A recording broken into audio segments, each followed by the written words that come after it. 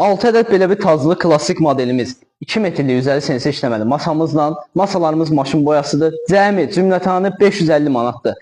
Hər bir məhsulumuz keyfiyyətli və ucuzdur.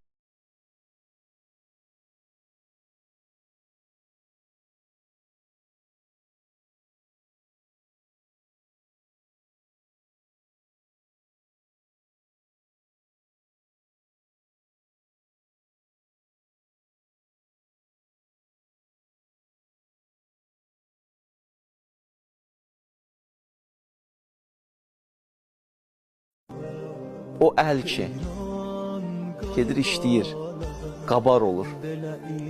Bu qabar olmuş əl Allah qatına dəyərlidir. Bu qabar olmuş əl Allah qatına dəyərlidir. Bəziləri var, elə məsələn imkanı olar, o kasıb ki, o əlini uzadar, göyərtə